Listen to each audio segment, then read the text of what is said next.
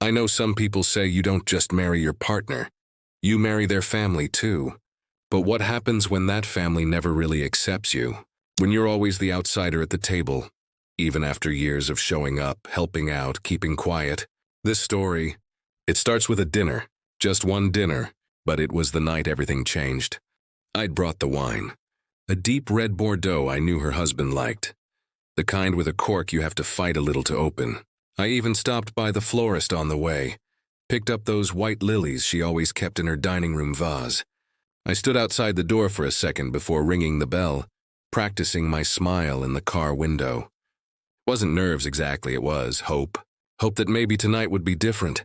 She opened the door halfway. "Oh," she said, her smile not quite reaching her eyes.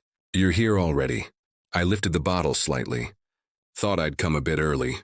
"Need help with anything?" She stepped back without answering, letting me in.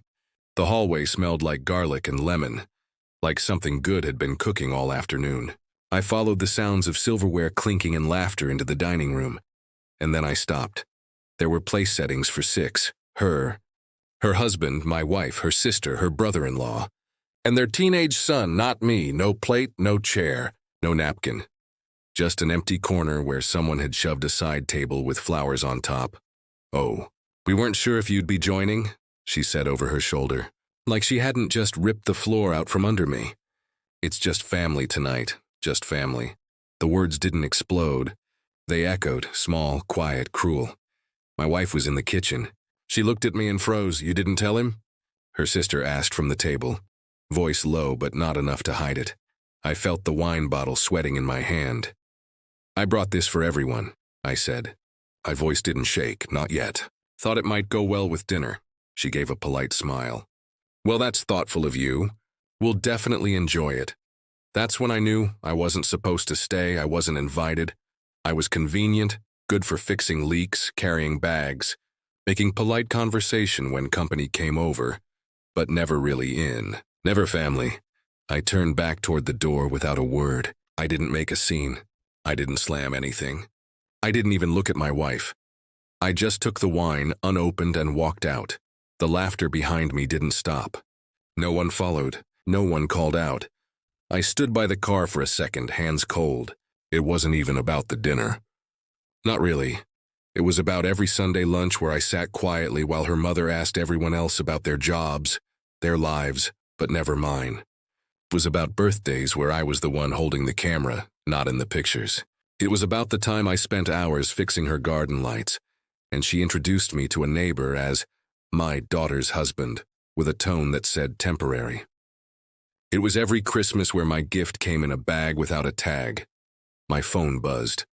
"Wife, come back." She didn't mean it like that. I looked at the message, then at the wine, then I got in the car and drove. She didn't call, not once. I waited in the car for 13 minutes. I remember because I kept checking the clock, watching the numbers change, hoping the door would open and she'd come out, maybe with an apology, maybe with her shoes in her hand. But it didn't happen. Eventually, I drove back home. She got there an hour later. I heard the keys before I saw her, this clumsy, familiar rattle she always made when her hands were full or she was nervous. I stayed on the couch, eyes on the muted TV, a travel show showing strangers laughing around food I couldn't name. She didn't say anything at first, just dropped her bag, slipped off her heels, and stood by the hallway like she was waiting for a cue that never came. "You could have stayed," she said finally. I looked at her. Stayed for what? To sit in the corner with a glass of wine and no plate? It wasn't personal, I laughed. I didn't mean to. It just came out sharp and bitter. She looked me in the eyes and said, "It's just family tonight." If that's not personal, what is it? She was just trying to keep it small. Then why was your cousin's kid there? I've seen him 3 times in my life. Silence, that's when it hit me. She knew. She knew before we got there that I wasn't really invited. And she didn't warn me, didn't stop it, didn't say anything when her mother left me standing at the door with a bottle of wine like a delivery guy. "You could have said something," I said. Quieter now. I didn't think she'd actually... She paused, sighing. "I thought it'd be fine." "It's never fine," I snapped. "It's never fine with her. You know that. You just let it happen every time." Her face shifted just slightly. That quiet flicker of shame that people try to hide when they know you're right, but don't want to admit it. "Do you remember last Thanksgiving?" I asked. She didn't answer. "I spent 6 hours cooking that turkey. Your mom took one bite, then pushed it aside and said, 'Next year we'll order something proper.' She was joking? No, she wasn't, and neither was I when I threw away the leftovers while everyone was still in the living room." She looked down. "And your birthday? Remember that?" I kept going, the words finally boiling over. "She gave you that spa package, and she gave me a set of measuring spoons from the dollar store, wrapped in newspaper. She said it was a mistake. It wasn't." The room felt tight, like the walls were getting smaller. I didn't want to be this angry. I really didn't. But it had been years of this, of showing up, biting my tongue, watching her mother make jokes at my expense, dismiss my job, ignore my side of every conversation. "You're my wife," I said, softer now. "But sometimes it feels like you're still her daughter first." She sat on the edge of the armrest, arms crossed like she was holding herself together. "Maybe you were never family to her," she said. Not cruelly, just honestly. And that hurt more than anything. We didn't say much after that. She went to the bedroom. I stayed on the couch. At 2:17 a.m., she sent a text from the other room. "Wife, she crossed a line tonight. I'll talk to her." But the damage had already settled into the walls, into the quiet, into the seat I didn't have at the table. I told her I wasn't going. I said it 3 times just so there wouldn't be any confusion. Once in the kitchen while she was writing the grocery list. Again in the car when she asked what time we should leave. And finally on Christmas morning, while she zipped up her dress in the mirror.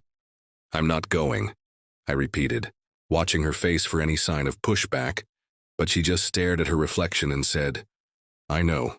No fight. No guilt, just quiet." When she left, I stayed behind. The house felt different without her rushing around. No wrapping paper scraps on the floor. No clatter of heels, no nervous rechecking of gift bags. Just the hum of the heater and the blinking lights on the tree we decorated together 2 weeks earlier, back when I still thought this year might be different. I made myself a plate of leftovers. Sat at the dining table alone. I poured the Bordeaux, opened it this time, and I waited. Not for her to come back, but for the feeling that maybe I'd done the right thing. She came home 6 hours later, still in her dress. Makeup smudged. Her earrings were gone. "How was it?" I asked. She didn't answer right away. Just toed off her shoes and dropped her bag with more force than necessary. "They kept looking at your chair," she said finally. "My chair?" She nodded. "The one you usually sit in. No one wanted to take it. It just stayed empty. Did your mom say anything?" "She said you were being dramatic." Pause. "And then she handed your gift to my sister. Said it was a wine opener. Thought she could use it more." I blinked. "That's... wow, yeah." Her voice was flat. "I guess she thought it was clever." She sat on the couch, pulled her knees up under her chin like a kid. Her eyes were glassy. "Uncle Greg asked where you were. So did Aunt Marie. They looked uncomfortable." Mom brushed it off. "Did you defend me?" "I did." Her voice cracked slightly. "I told them you weren't coming because you weren't treated like family, and that I should have spoken up earlier." I didn't say anything. I said it in front of her. Now I turned to look at her. "I told her you're my husband, not a guest. That if she couldn't make space for you, she was going to start losing both of us." The room went quiet. Even the heater clicked off like it was listening. What did she say? She gave a dry laugh. She didn't say anything. She just blinked, like she couldn't believe I'd actually said it. I stared at her for a moment. Not because I didn't believe her, but because for the first time in years I felt something crack. Not between us, but somewhere deeper. In the balance of power that had always quietly tilted away from me. "How did it feel?" I asked. She smiled, small and tired. "Like I took off a coat I didn't know I was wearing." That night I put the wine opener back in the box, wrote a small note, and left it on the porch of her mother's house. It said, "Thanks for the reminder. I'll open my own bottles from now on." It wasn't an invitation. It was an announcement. A short message sent from my wife's phone. "We're hosting dinner next Saturday. Just family." She looked at me before sending it. I didn't ask her to change the wording. She didn't offer. We cleaned the house together. She cooked. I grilled. Set the table with the good plates. Yes, the ones her mother gave us as a wedding gift. I lit candles. Put flowers in a vase, white lilies. The wine sat breathing on the counter. Her family arrived slowly, one by one. Some hugged me tightly. Others nodded like they weren't sure how to read the room. Her sister brought pie. Her dad brought a forced smile. Her mom came last. Of course, she walked in like nothing had happened, kissed her daughter's cheek, handed over a bottle of wine wrapped in silver paper, and took off her coat like she still owned the place. Then she saw the table and paused. One chair at the head. Two long sides, place cards. Carefully written, mine said, host. She stood there for a moment too long, eyes flicking from the plates to the glasses to the napkin folded in a triangle on her seat. My wife greeted the others, laughed, passed out appetizers. I walked over to her mother. Glad you could make it, I said. She nodded slowly. Looks like you went all out. I did, pause. It's just family tonight, I watched it land. She blinked, once, twice, but she didn't speak. The dinner went smoothly. Too smoothly. No barbs, no dismissive comments. Just food and smiles and silence between the lines. For once, I wasn't the outsider watching conversations from the edges. I was the one pouring wine, carving meat, telling stories. No one asked her for her opinion. No one laughed louder at her jokes. For the first time, her presence didn't steer the room. Mine did. After dessert, she walked over as I loaded dishes. I see what you did, she said quietly. I looked up. Did I miss anything? She pressed her lips together, then softened her voice. You're not who I thought you were when she married you. I know, there was a pause. She loves you. You know, I know that too. Then she said something I didn't expect. I used to think you were just the plus one, the quiet one who followed along. And now, she looked toward the dining room, where laughter still floated between clinks of forks and coffee cups. Now I see you're the one holding the whole table up. She turned to leave. I didn't stop her. A week later, a small envelope arrived in our mailbox. No return address. Inside was a photo from that night. Everyone smiling. One chair empty, mine, 'cause I was the one behind the camera.